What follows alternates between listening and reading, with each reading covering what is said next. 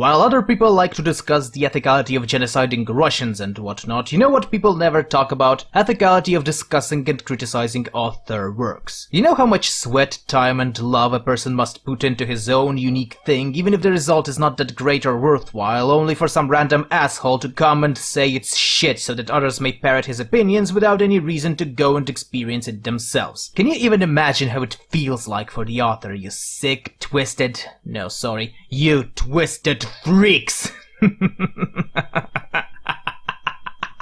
What? It's really hard to keep pretending to be empathic sometimes. Princess Principal is an original, as far as I know anyway, 12-episode anime about a steampunk United Kingdom after Brexit, where filthy rich fucks who don't want to change and filthy peasant scum who want communism are separated from each other by a big wall. Our main protagonists are teenage girls, each having a heavy and sad past, who work for the communists in a series of tasks that will probably get them killed someday, thus embarking on an epic spy adventure with a lot of sad stuff for people who never saw a corpse in their lives. Remember how when I was rambling about Steam Boy, I lamented that a lot of steampunk works usually just romanticize Victorian England without any rhyme or reasoning, ignoring that USA of those times would have an entirely different set of moral codes and problems compared to old Blimey? Well, I'm pleased to say that in terms of retrofuturism, the authors of Princess Principal had certainly done their homework. From the overall artistic style and design to historical accuracy and homages to Herbert Wells, this is a steampunk setting that I can actually get behind.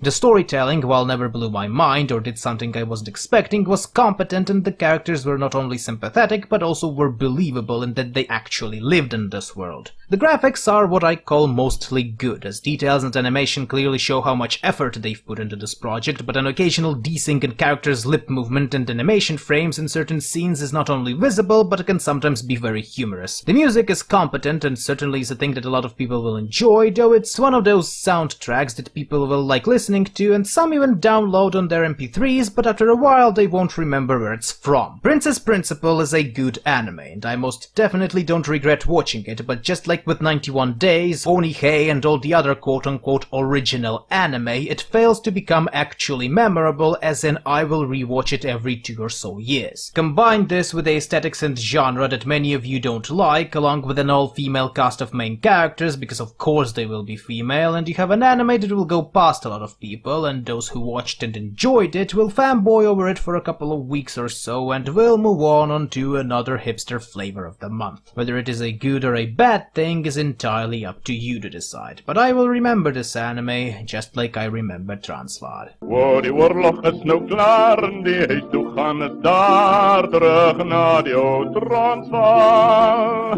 My hart lam wag vir my en ek sal so al te bly haar swingies met my butter.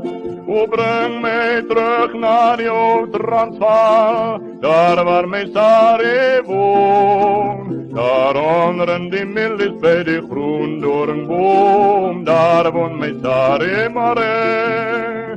Daaronder in die millies by die groen doringboom, daar woon my Sari Mare.